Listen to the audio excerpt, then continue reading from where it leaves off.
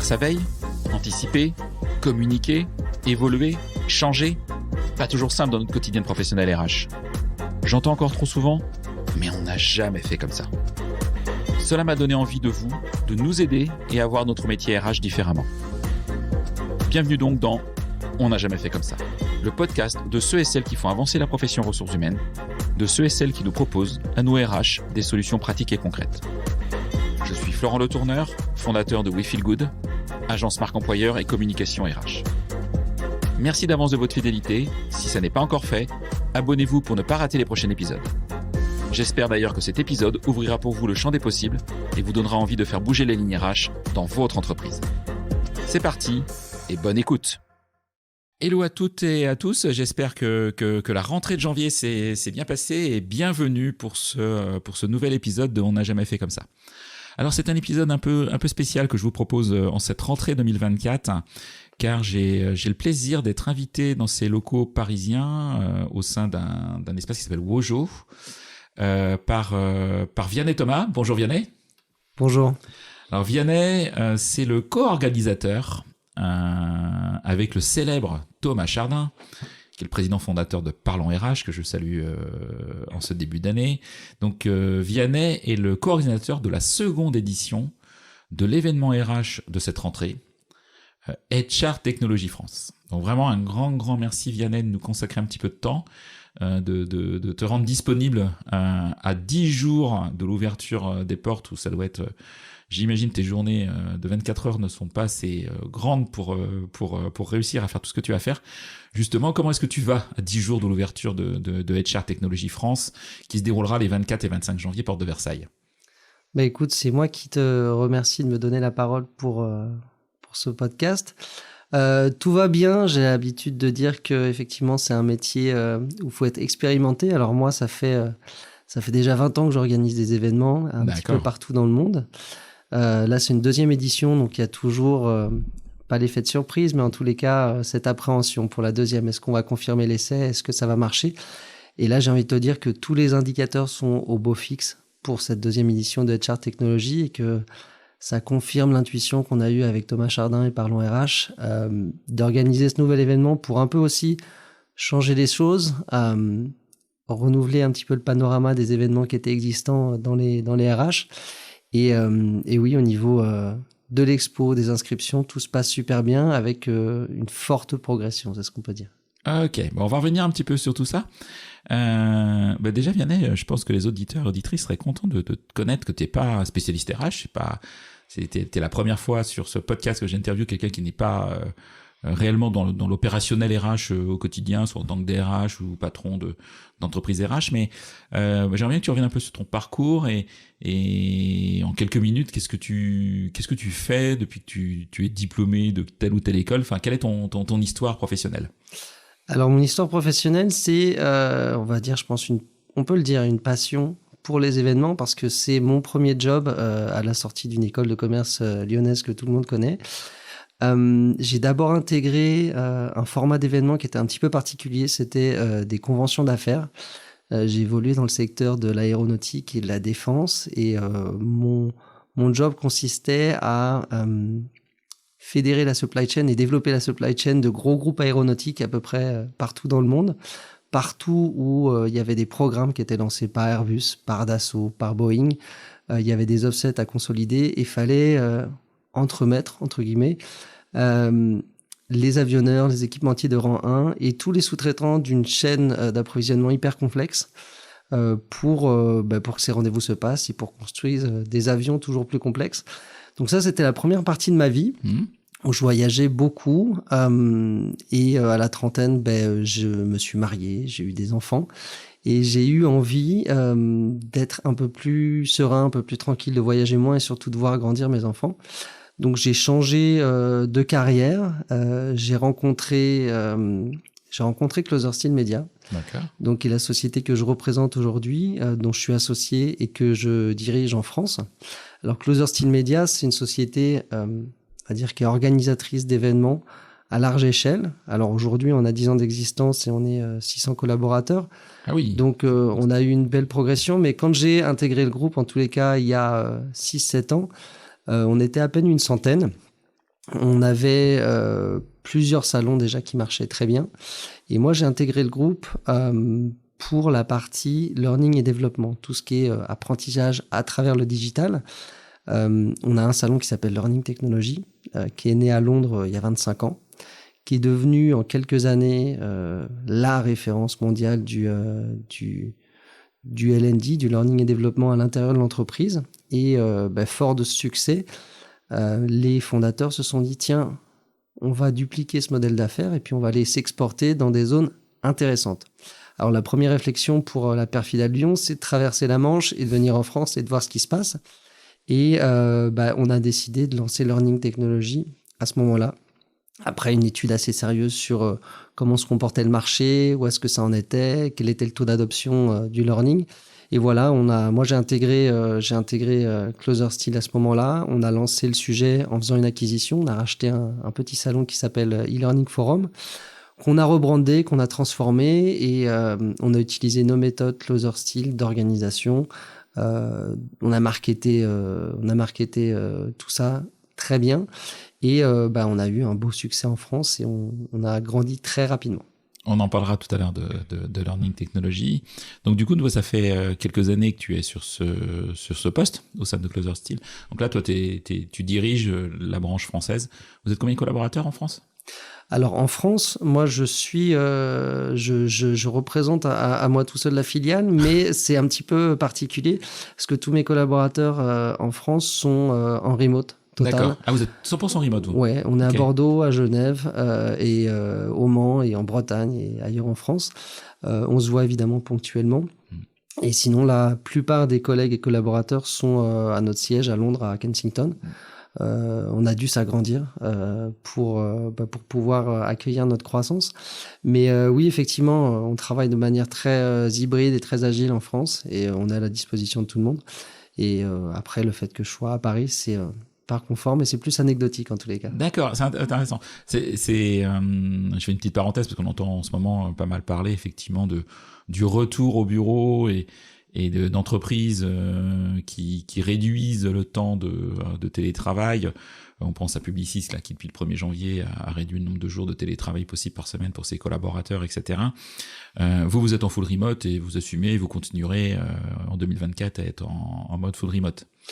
Nous, on a laissé le choix en fait à nos collaborateurs. Alors il y a des collaborateurs qui sont plus juniors, qui ont besoin d'intégrer l'entreprise, qui ont besoin de cohésion, qui ont besoin de grandir, qui ont besoin de comprendre exactement ce qu'on fait. Après, il y a des gens beaucoup plus expérimentés qui ont toujours été en remote toute leur vie, qui ont fait leur travail de leur côté. Et donc, c'est pas un sujet. Il y a des gens qui ont besoin de cohésion, qui ont besoin d'être ensemble pour grandir. Il y a des gens qui ont besoin d'indépendance. Et puis, je pense que c'est aussi un stade de maturité dans la carrière de chacun pour pouvoir choisir ce qu'on fait, revenir au bureau, etc. Après, moi, personnellement, revenir dans un bureau avec des collaborateurs, des horaires, etc., je pense pas que je pourrais y revenir. C'est parfois nécessaire de se rencontrer, de se voir, qu'il y ait des occasions. Mais je pense qu'il faut laisser le choix. Et après, effectivement, je te rejoins sur la vision française du travail, en tous les cas, qui me paraît parfois, dans les grands groupes, un petit peu patriarcale. Après, ils n'ont pas forcément les mêmes problématiques de structure, de bâtiment, de contrôle. Je pense que il n'y a pas de généralité là-dessus, il n'y a pas de vérité, il faut laisser le choix aux gens. Et après, il faut aussi incarner la modernité dans la politique ressources humaines de son groupe. Ok, intéressant. Alors, si on zoome sur ce qui nous rejoint, cet événement, HR Technology France, tu peux nous expliquer ce qu'est HR Technology France et les objectifs de cet événement? Alors, HR Technology France, c'est une deuxième édition d'un sujet qu'on a lancé, qu'on co-organise avec Thomas Chardin et Parlons RH. Cet événement, sa genèse, c'est la rencontre avec Thomas Chardin et plein d'éléments de réflexion qu'on a eu dans le développement de notre groupe chez Closersteel, parce que comme je te l'ai dit, nous fonctionnons par acquisition. À la base, nous étions des événements essentiellement liés au learning et développement, mais on a fait l'acquisition juste au moment du Covid. Bon moment, je ne sais pas si c'était le bon moment, mais la plus grosse acquisition en tous les cas qu'on ait faite, qui s'appelle ZP. C'est un salon qui a lieu en Allemagne. D'accord. C'est un salon à l'échelle des salons allemands. Ça fait 600 exposants et 20 000 visiteurs. Donc on l'a acheté avant le Covid, on s'est demandé si c'était une bonne affaire parce qu'on n'a jamais pu le faire pendant 2 ans.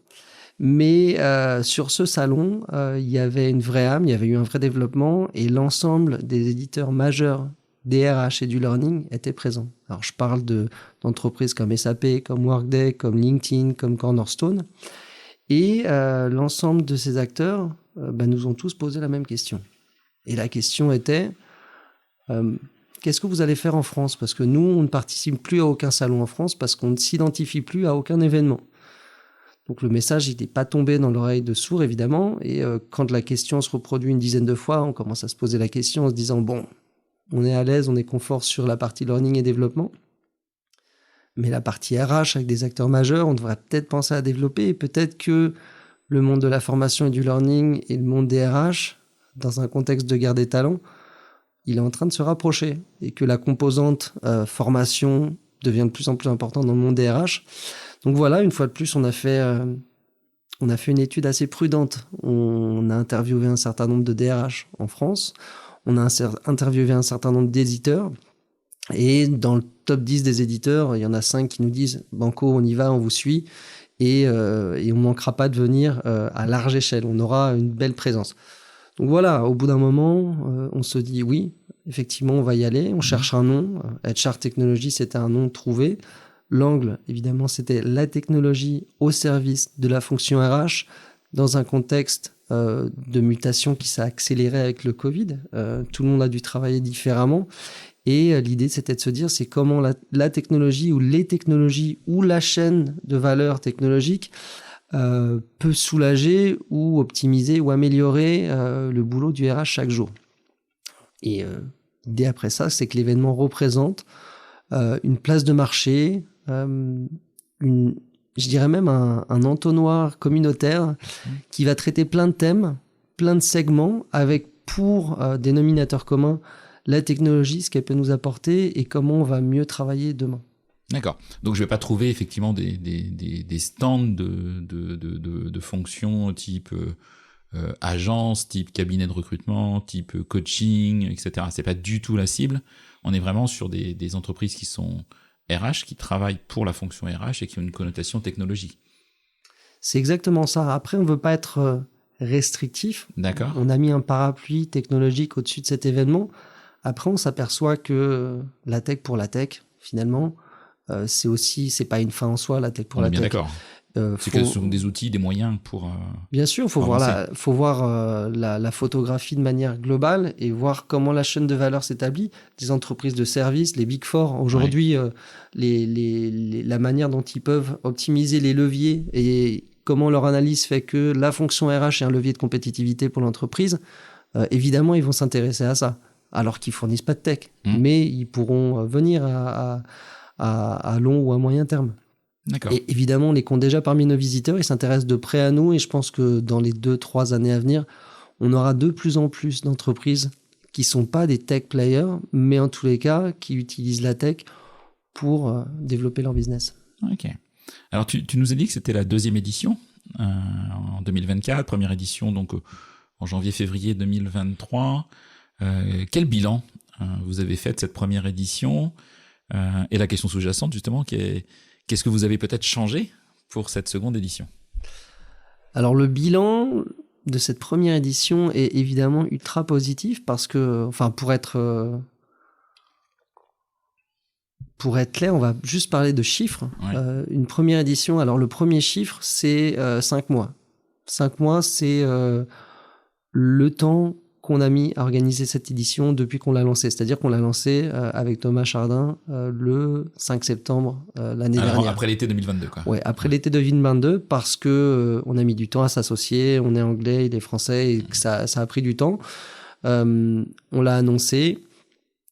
Tout de suite, ça a pris une certaine teneur. Il y a eu cet effet d'emballement, le fait que un organisateur s'associe avec une agence RH en France. Le message a bien pris. On a eu beaucoup de suiveurs très vite. Et les deuxièmes chiffres, c'est première édition, on a eu quasiment 3000 visiteurs professionnels RH et on avait à peu près une centaine d'exposants. Ça correspond à une densité de population sur un événement qui est très bonne. Ça donne des allées pleines, des salles de conférences pleines. Mais surtout, on a eu un taux de rétention phénoménal des éditeurs qui étaient là, qui faisaient un peu un pari, parce qu'en gros, ils suivent un organisateur qui a l'idée « Oh, on va lancer ça ». Est-ce que ça va marcher ? Il n'y a pas de track record, là, vous êtes vraiment la première année. Donc non, exactement. Oui. Et comme on le dit souvent avec Thomas en plaisantant, on aurait pu se planter, mais bien se planter. Mais on ne s'est pas du tout planté. Et en gros, cette première édition, elle a validé notre intuition pour le marché. C'est-à-dire qu'il y a une appétence des RH pour la tech. Il y a une appétence des RH pour revenir sur des événements de ce type, c'est-à-dire des événements grand-messe avec des stands, avec des salles de conférence. Dans un monde où la perception des salons est souvent connotée de manière négative, où les gens ont une mauvaise image des salons, ou trouvent ça vieillot, ou trouvent ça costard-cravate, aller boire un coup sur un stand. Nous, c'est précisément ce qu'on veut changer, c'est l'image des salons. D'ailleurs, le mot salon, on l'utilise quasiment plus, on utilise le mot événement et on utilise le mot de communauté. Ouais, le mot événement, on en avait parlé quand on avait préparé ce podcast et que j'avais dit le mot salon, il m'a dit on parle d'événement et pas de salon, et ça fait toute la différence. Alors ces nouveautés pour 2024, quelles sont-elles ? Qu'est-ce que vous apportez de plus dans cette deuxième édition versus l'édition de 2023 ? Ces nouveautés, l'enjeu, c'est la première phase à remplir en tous les cas sur ce type d'événement, c'est d'embarquer les gros joueurs.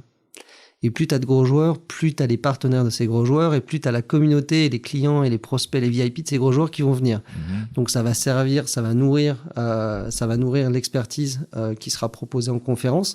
Donc dans ces gros joueurs, cette année, on a ADP. D'accord. ADP, c'est une petite PME américaine qui marche bien, qui est présente un peu partout dans le monde, qui n'avait pas fait de salon depuis 15 ans. Parce que le marché français ne lui correspondait plus ou pas du tout. Ils ont vu ce qui s'est passé sur une première édition. Évidemment, Thomas Chardin et Parlons RH, c'est l'acteur, ou j'aime bien l'appeler le gourou, moi, un petit peu sur ce marché des RH. Il a une influence, il a une position qui est claire, mais qui n'est pas neutre. Et en gros, cette première édition, elle a interpellé ses éditeurs et ils veulent nous donner, eux, une chance. Alors une chance, ils n'ont pas besoin de nous pour faire leur business, évidemment. Mais par contre, ils sont en train de renouveler, de reconstruire leur marque. Et ils ont besoin d'événements auxquels ils croient. Donc cette année, ils seront présents de manière assez massive, en plein milieu du salon, avec un monster stand et très beau stand. Il y a UKG qui est là. Il y a des gens comme Kelio qui sont français. UKG, et je crois que c'est le partenaire de Parlons RH sur l'enquête annuelle qui est réalisée autour de l'expérience collaborateur, qui est un super document. Je leur mettrai d'ailleurs le lien dans la description du podcast, mais effectivement qui est très présent avec Thomas. Donc UKG va être présent. UKG, puis après, il y a Cégide évidemment qui est un incontournable. Il y a Silae qui est là. Il y a Lucas évidemment qui est là. Les amis de Lucas, bonjour à Gilles. Et après, il y a évidemment toute une composante de start-up et de scale-up, soit des jeunes pousses qui sont en train de fleurir, soit plus des jeunes pousses mais qui ont déjà passé le step supérieur, comme des entreprises comme Assess First, comme 365 Talents, qui sont là, qui croient aussi au renouveau de ces événements et qui sont ravis de nous accompagner et qui nous refont confiance parce que la plupart étaient déjà là l'année dernière. Des entreprises qui étaient déjà présentes l'an dernier. Est-ce qu'il y a de nouvelles entreprises qui arrivent cette année qui sont pour toi notables et vous êtes plutôt fier d'avoir sur cet événement? Écoute, il y a tous ceux qui nous accompagnent depuis le départ. Après, effectivement, il y a des petites victoires qu'on aime bien. Il y a aussi des nouvelles qui nous font plaisir. Il y a aujourd'hui Talent qui est là. Talent, c'est ceux qui ont acquis Javelot. Ça, évidemment, ça nous fait plaisir. Après, je vais pas être exhaustif parce qu'il y en a. Je vais pas citer tout le monde, mais voilà, c'est ceux qui t'ont marqué en tout cas. Il y en a 120 sur le floor plan aujourd'hui, ce qui est déjà une grosse progression. Oui, et puis à chacun d'aller, n'hésitez pas. De toute façon, je mettrai tous les liens dans la description du podcast, mais d'aller voir effectivement qui est présent. Et on va éviter de l'oublier, mais il y a quand même LinkedIn. Ah oui, qui est petite structure. Petite PME qui marche bien aussi, qui nous a fait confiance depuis le départ et qui nous accompagne. Donc oui, on a en tous les cas une offre sérieuse et solide. Et on peut se dire que le visiteur qui va venir nous visiter, il aura beaucoup de choses à réfléchir par les conférences, par tous les différents formats de conférences qu'on peut offrir, et puis par, en gros, la place de marché qu'on lui offre. Il pourra aller voir des gros stands, des petits stands, et tout un environnement qui va le stimuler dans ses devoirs quotidiens. Alors, justement, on a parlé un peu des stands, mais à côté, il y a plein de conférences et d'ateliers qui sont organisés par vous, avec des invités qui n'ont pas tous des stands, d'ailleurs, il y a certains qui ont des stands et d'autres pas. Voilà, moi j'ai vu des noms de personnes qui sont hyper intéressantes. Je pense à Mathilde Cause, je pense à Séverine Loureiro qui va être là, je pense à Étienne Agenot. Alors quand je commence à citer, je vais en oublier, donc ça va mal se terminer. Mais en tout cas, j'ai vu plein de noms de gens effectivement hyper intéressants. Comment est-ce que vous les avez séduits pour venir à cet événement? Ils sont venus spontanément, ils ont eu envie de partager leur savoir RH. Comment ça s'est fait en fait? Alors pour répondre à cette question, je vais peut-être revenir effectivement à la genèse du projet et pourquoi on s'est associé avec Parlons RH et pourquoi Thomas Chardin en particulier. Oui. Si on a lancé ce sujet, comme je t'ai dit, on a fait une étude assez sérieuse du marché, mais on avait besoin, je parle, tu sais, comme aux élections présidentielles, d'une incarnation en fait. Ouais. Nous, on est un très bon organisateur, mais on n'avait pas cette crédibilité sur le marché, on n'avait pas cette base de followers dont on avait besoin pour créer une communauté. Et c'est à ce moment-là que je rencontre Thomas. Et Thomas avait, pareil, cette vision d'essoufflement sur les événements RH qui nourrissent le marché. Il avait toujours eu en tête l'idée d'organiser un Vivatech, mais des RH. Ce qui était une belle idée. Et puis nous, on avait l'idée d'organiser un événement à large échelle parce qu'on se rendait compte que les investissements au niveau tech RH aux US étaient complètement lunaires dans les 2 années passées, qu'il y avait certaines startups ou scale-up qui faisaient des levées monstres. Et comme toujours, les tendances US arrivent en Europe ou en France en particulier 2-3 ans après. Et on s'est dit que c'était le bon moment. Donc les planètes étaient super bien alignées entre lui, sa vision d'un événement qu'il pouvait pas faire parce que c'est pas son métier, et nous, l'incarnation dont on avait besoin pour rentrer sur ce marché. Et après, pour répondre à la question, comment vous avez séduit tous ces ambassadeurs quasiment en fait, tous ces influenceurs, c'est la bonne parole. C'est le fait de croire qu'on puisse organiser les choses différemment, d'organiser un salon différemment. Et on va dire la crédibilité de Thomas sur son marché pour pouvoir leur dire moi j'ai envie de faire ça, est-ce que vous voulez me suivre? Et effectivement il y a quand même une certaine forme de bienveillance et beaucoup nous ont suivis sans se poser la question et on les en remercie. Ok, c'est cool. Donc j'encourage effectivement aussi toutes les personnes qui souhaitent visiter ce salon à aller voir la liste de toutes ces personnes qui vont être intervenantes sur les tables rondes, sur des conférences, etc. Vous avez détaillé la liste. Il y a peut-être une mini-biographie pour chacun en plus, donc ça qui permet effectivement de comprendre effectivement ce que fait chacun et quelle est sa spécialité, parce qu'il y a vraiment des experts très divers sur différentes verticales de la fonction RH. Est-ce que tu vois une hausse aujourd'hui des inscriptions exposants et surtout des inscriptions visiteurs à cet événement versus l'an dernier du coup? Alors versus l'an dernier, c'est toujours bien de prendre l'édition numéro 2 parce que les courbes vont pas se multiplier et on espère qu'elles se croisent. Par rapport à l'année dernière, je pense qu'on est à plus de 200% sur les préinscriptions. Ah oui, c'est énorme, effectivement. Non, ça veut dire que en fait, chaque éditeur, chaque exposant et chaque visiteur de l'an dernier a prêché la bonne parole sur le marché et que il y a un effet, il y a quelque chose qui est en train de se passer. Il y a plein de composantes. Tu vas mettre un numerus clausus peut-être au bout d'un moment si non, les normes de sécurité sont plus respectées. Je pense qu'on est encore bien sur la taille du hall. Et ce qui nous caractérise, en tous les cas, nous, ce sont des grosses densités de visiteurs. On aime qu'il y ait du bruit, qu'il y ait du monde, que les salles de conférence soient pleines à craquer. C'est notre identité, en tous les cas, chez Closer Seal. C'est ce qui crée aussi un effet de masse. Parce que le vrai enjeu sur les RH, c'était comment on va faire sortir les RH de leur bureau. Et pourquoi les RH n'allaient plus sur des événements de ce type ? Nous, la réponse, elle est assez simple, c'est de se dire que déjà, peut-être que ce qu'on racontait sur les événements n'intéressait personne, peut-être que le contenu était orienté de manière commerciale avec la dernière solution qui va vous rendre la vie meilleure. Ça, on n'y croit pas du tout. C'est un peu ce qui nous caractérise et ce qui nous différencie d'autres organisateurs aussi, c'est que on aime à penser que l'organisateur s'y connaît un petit peu, qu'il a compris de quoi on parlait et quels étaient les enjeux du marché.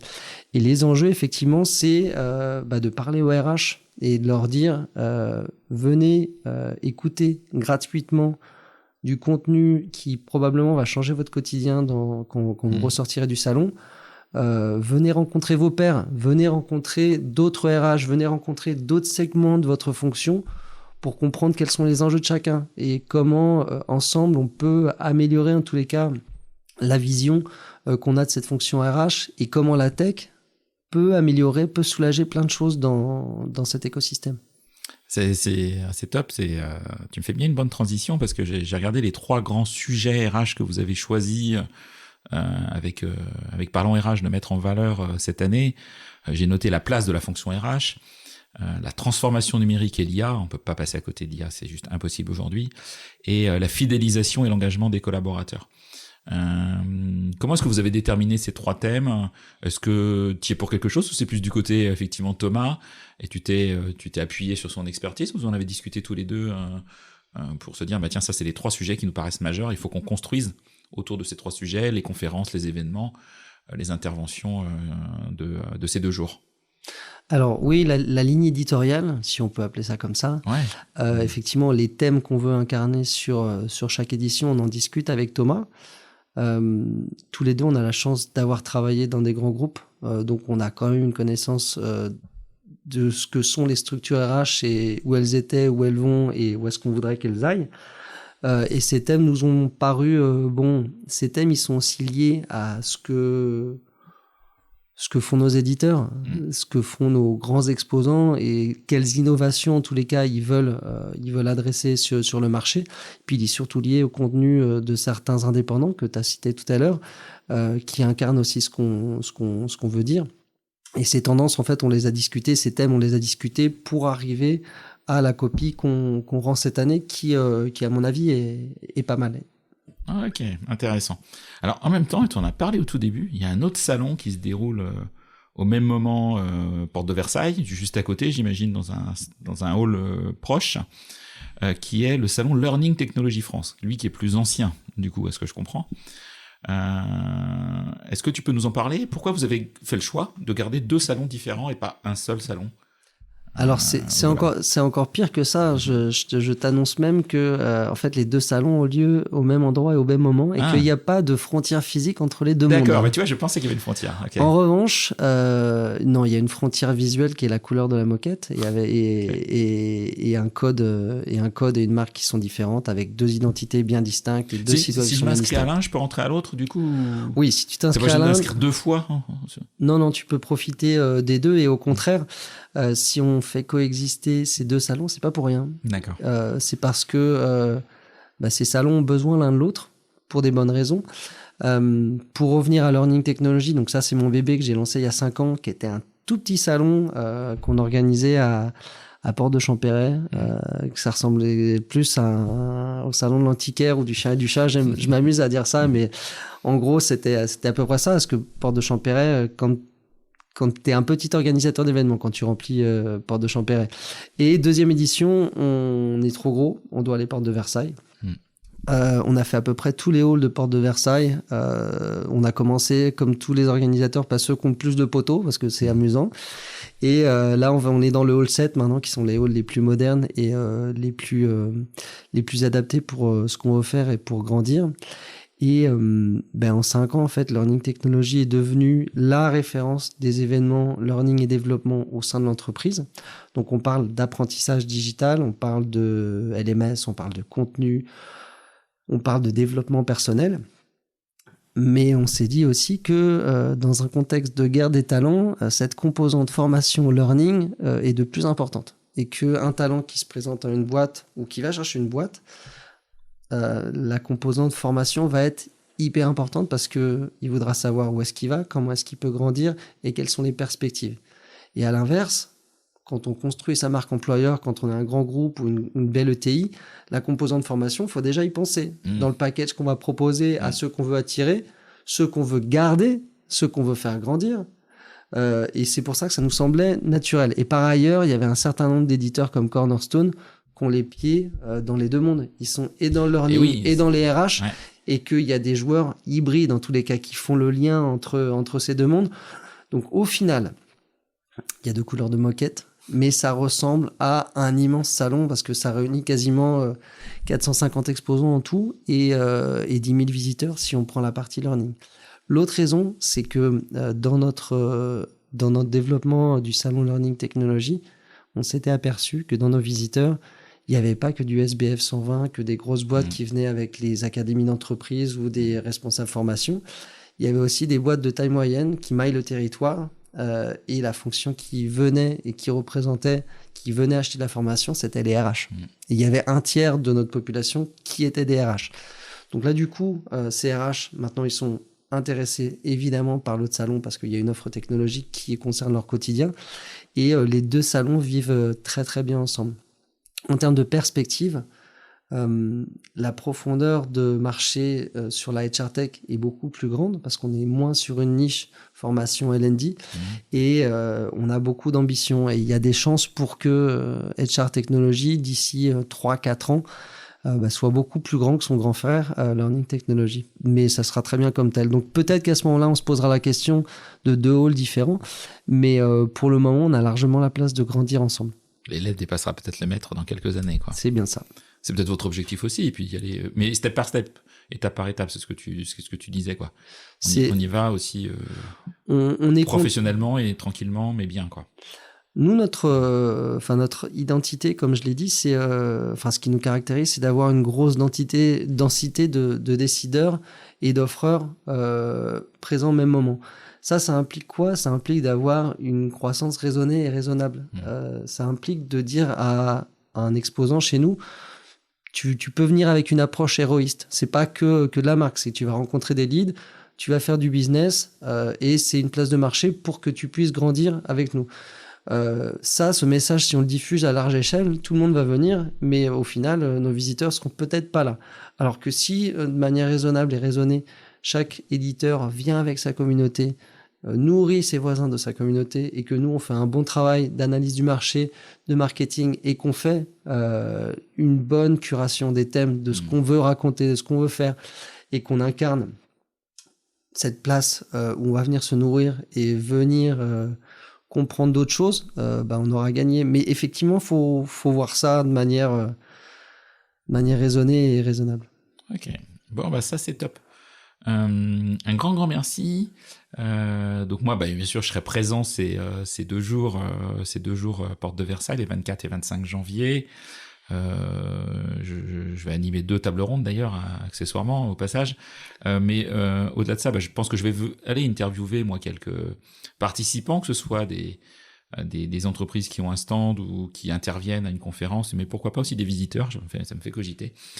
Si tu en es ok, et puis je pense que je ferai aussi le bilan de mes 2 jours, moi, de visiteurs, de ce que j'en ai retenu et des tendances RH 2024 qui vont sortir de ces 2 journées. Pour changer totalement de sujet, puis passer un petit peu sur d'autres moments, est-ce que tu écoutes des podcasts, toi ? J'écoute un podcast. Ouais. Je suis pas un gros consommateur de podcasts parce que j'ai une vie qui est assez prise entre mon travail et mes enfants. Puis ça dépend du trajet que t'as. Alors. Ça dépend du trajet. Moi, il est limité, il fait 7 minutes. Et voilà, donc forcément, ça peut jouer parce que quand t'as du trajet, des fois, tu en profites un peu plus. Ouais. Il fait 7 minutes à pied, mais après, je me réserve une petite heure par semaine et mon podcast préféré, ça s'appelle Le Code a changé. D'accord. Je vous invite à l'écouter. C'est assez sociétal, ça parle de tout, ça parle de politique, de religion, d'IA, de technologie, tout ça un peu mélangé avec une belle analyse qui nous fait un peu sortir de notre quotidien et qui nous fait oublier le temps parfois. Ok. Bon, bah, toi, tu seras présent les 2 jours, j'imagine. Moi, je serai même présent les 3-4 jours, je pense. Ouais, la veille. J'y suis avant, pendant et après. Mais en tous les cas, oui, j'y serai. J'essaye de rencontrer un maximum de monde. Alors, c'est compliqué parce qu'il y a 10 000 personnes. Et, Bien sûr, je t'en mettrai pas. J'essaye d'en saluer un maximum. Mais oui, venez. C'est un événement gratuit qui est ouvert à tous les segments de la fonction RH. Il y a tout type de métier aussi, tout type d'entreprise. Tout à fait. C'est pas réservé qu'au CAC 40, etc. Enfin, je suis Non. RH dans une PME en province. Venez, sortez, venez voir ce qui s'y passe, quoi. Exactement, ça s'adresse globalement à toute la fonction RH, pas que au SBF 120, pas que aux grosses ETI. Nous, on veut aussi mailler le territoire et donner à l'occasion à toute la communauté RH de se réunir. Donc venez, vous êtes invités, c'est gratuit et vous passerez un bon moment parmi nous. Voilà, donc c'est bien gratuit. Je vous mettrai le lien pour s'inscrire, bien sûr, dans la description du podcast. Il n'y aura pas un code promo de quelque chose, parce que de toute façon, c'est gratuit, donc c'est pas le sujet. Un grand merci, Vianney, de ton accueil, de ton temps, qui est très précieux en ce moment. Et puis, peut-être qu'on se croisera dans une dizaine de jours, mais je t'embêterai pas parce que tu auras autre chose à faire que de me parler. Mais bravo pour ce que vous faites. Et en tout cas, moi, je trouve ça hyper chouette que vous fassiez avancer la fonction RH. Moi, quand j'ai créé ce podcast, c'est l'objectif, et je pense que voilà, je suis un tout petit et je cherche pas à être un très très gros, mais ce que vous faites également, pour moi, ça correspond à ma philosophie et à mon envie d'aider la fonction RH à changer et à vivre tous les changements que l'on peut vivre en ce moment depuis des années maintenant, et qui nous percutent tous très très fort dans le monde du travail, dans le future of work. Merci à toi, Florian, et j'ai envie de te dire, tu n'es pas petit, tu incarnes exactement les ambassadeurs ou j'aime bien ce mot, évangélistes, sur ce marché, parce qu'on en a besoin. Nous, on veut incarner ces valeurs-là aussi sur notre événement. On veut être ouvert à tout le monde. Et je te remercie pour l'invitation. C'était un très bon moment. Merci Vianney. Merci à tout le monde. Et puis, je vous dis à bientôt, à la semaine prochaine pour un nouvel épisode. Au revoir. C'est terminé pour ce bel épisode. Merci de l'avoir suivi en entier. Pour ne pas rater le prochain, d'ailleurs, je prépare plein de chouettes entretiens pour ces prochaines semaines, abonnez-vous à On n'a jamais fait comme ça. C'est le bouton Suivre sur Apple Podcast ou s'abonner simplement sur Spotify. N'hésitez pas également à mettre 5 étoiles si vous avez apprécié ce podcast et à me contacter via LinkedIn pour tout commentaire ou toute suggestion d'invité. À bientôt!